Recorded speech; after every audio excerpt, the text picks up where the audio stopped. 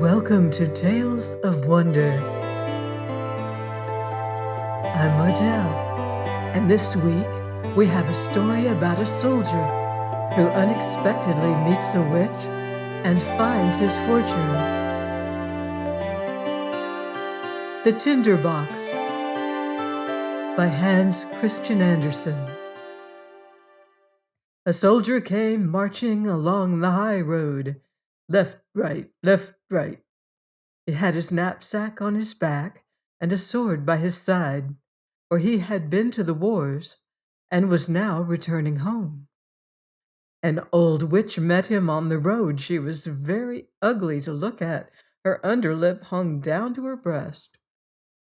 "Good evening, soldier," she said. "What a fine sword and knapsack you have. You are something like a soldier. You ought to have as much money as you would like to carry." "Thank you, old witch," said the soldier. "Do you see that great tree there?"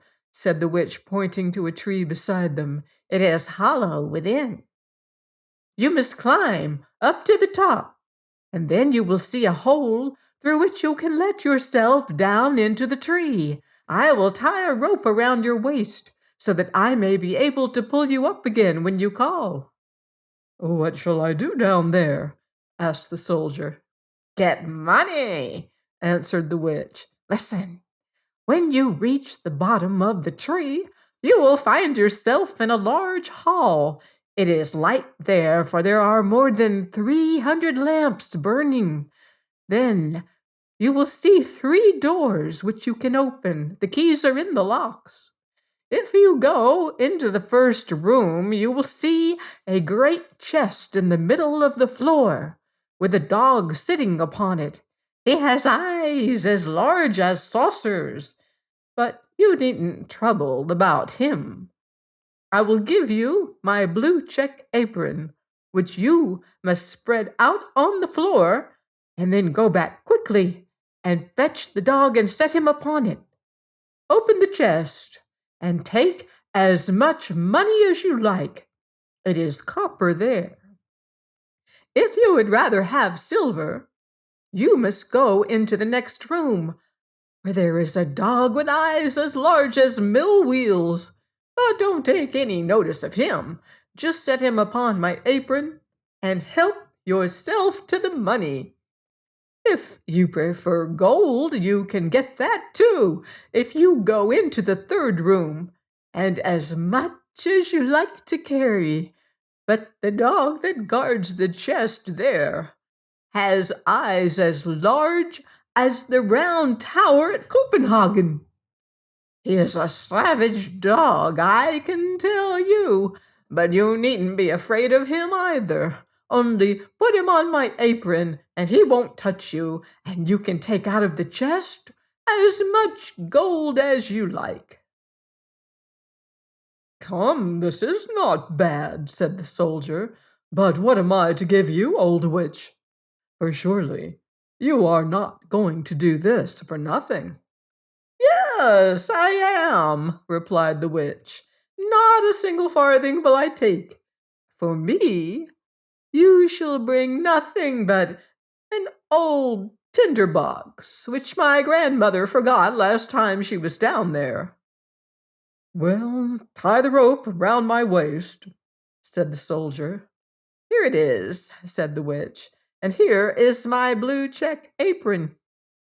Then the soldier climbed up the tree, let himself down through the hole, and found himself standing, as the witch had said, underground in the large hall, where the 300 lamps were burning.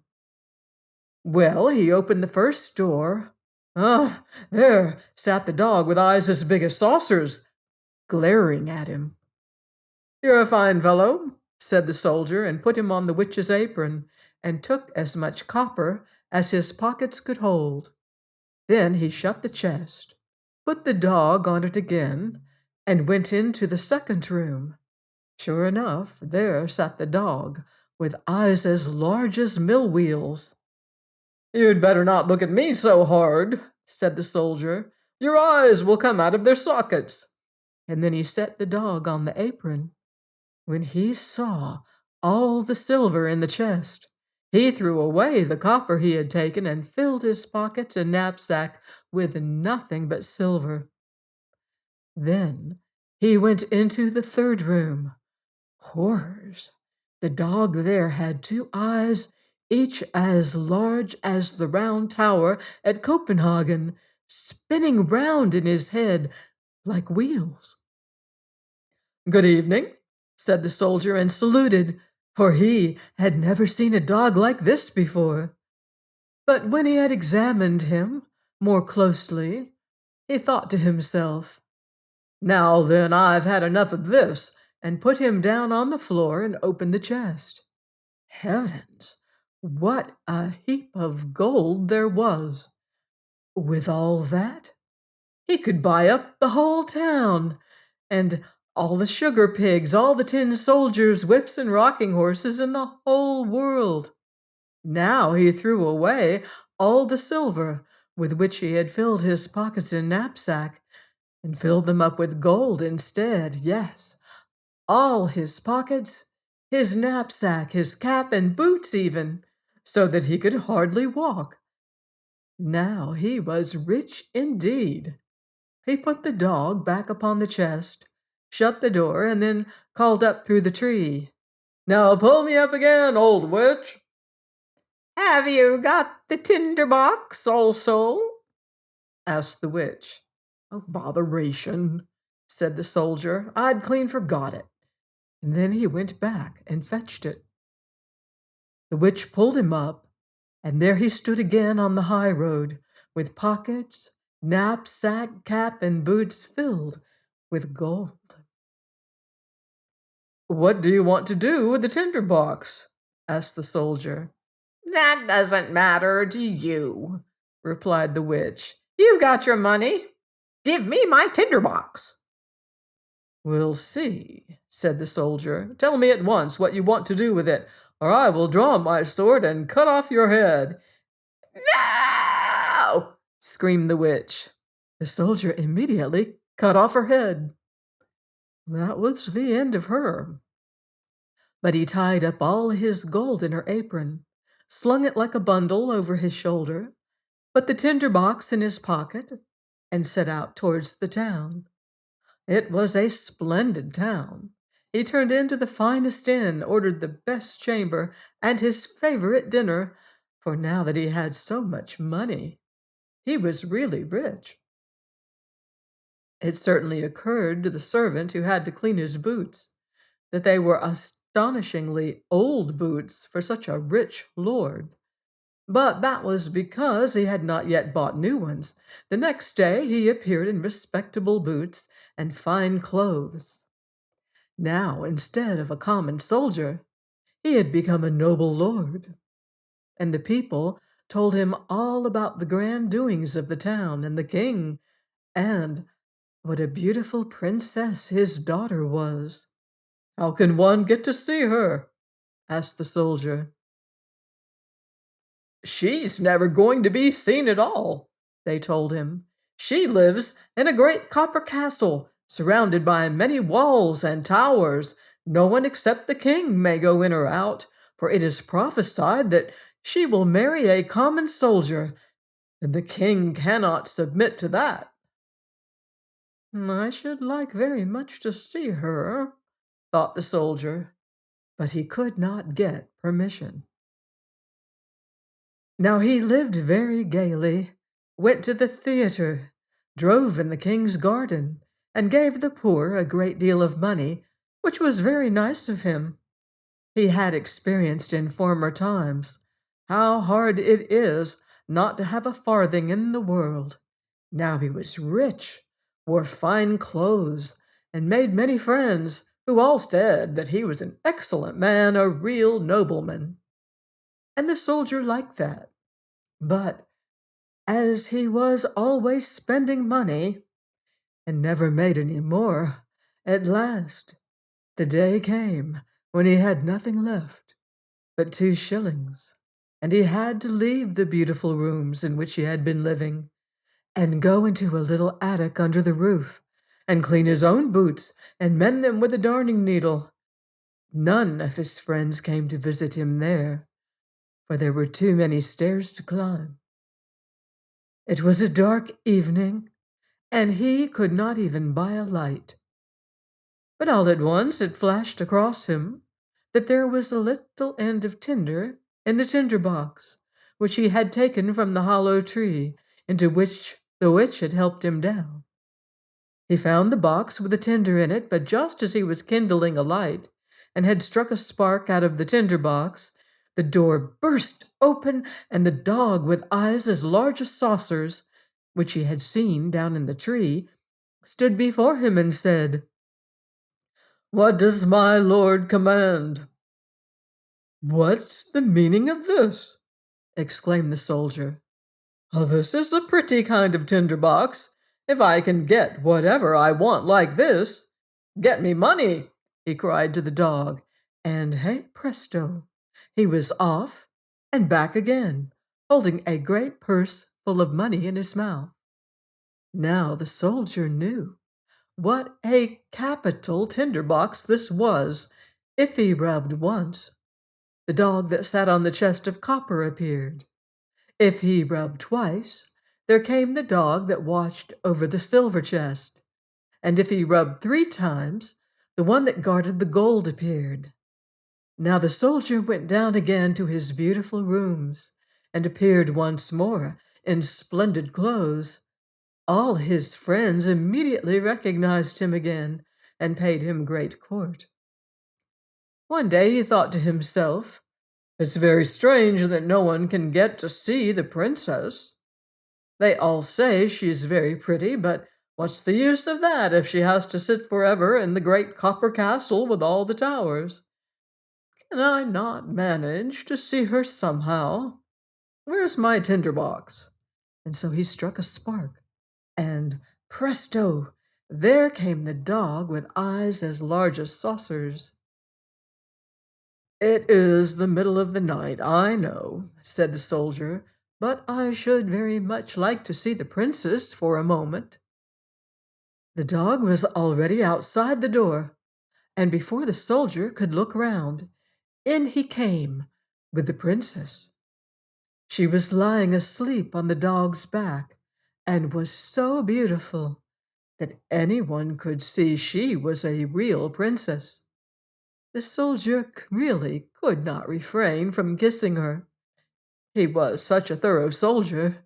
Then the dog ran back with the princess.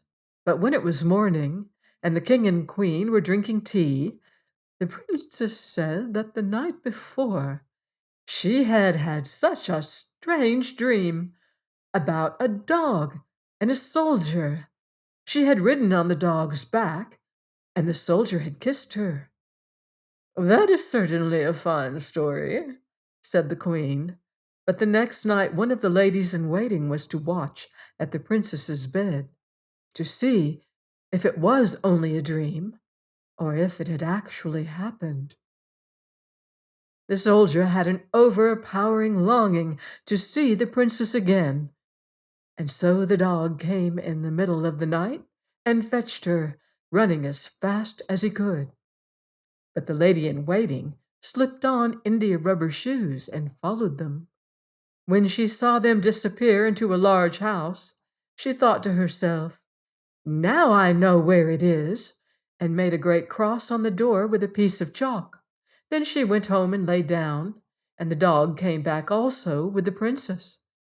But when he saw that a cross had been made on the door of the house where the soldier lived, he took a piece of chalk also, and made crosses on all the doors in the town, and that was very clever, for now the lady in waiting could not find the right house, as there were crosses on all the doors. Early next morning, the king, queen, ladies in waiting, and officers came out to see where the princess had been. "There it is," said the king when he saw the first door with a cross on it. "No, there it is, my dear," said the queen when she likewise saw a door with a cross. But here's one, and there is another, they all exclaimed, and wherever they looked, there was a cross on the door. Then they realized that the sign would not help them at all. But the queen was an extremely clever woman who could do a great deal more than just drive in a coach. She took her great golden scissors, cut up a piece of silk, and made a pretty little bag of it. This she filled with the finest buckwheat grains and tied it round the princess's neck. This done, she cut a little hole in the bag, so that the grains would strew the whole road wherever the princess went. In the night, the dog came again, took the princess on his back, and ran away with her to the soldier, who was very much in love with her, and would have liked to have been a prince, so that he might have had her for his wife. The dog did not notice how the grains were strewn right from the castle to the soldier's window, where he ran up the wall with the princess.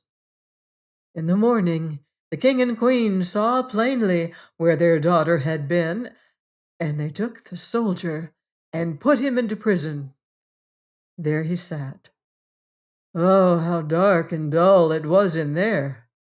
And they told him, "Tomorrow you were to be hanged." Hearing that did not exactly cheer him, and he had left his tinder box in the inn. The next morning he could see through the iron grating in the front of his little window how people were hurrying out of the town to see him hanged. He heard the drums and saw the soldiers marching. All the people were running to and fro. Just below his window was a shoemaker's apprentice. With leather apron and shoes, he was skipping along so merrily that one of his shoes flew off and fell against the wall, just where the soldier was sitting, peeping through the iron grating.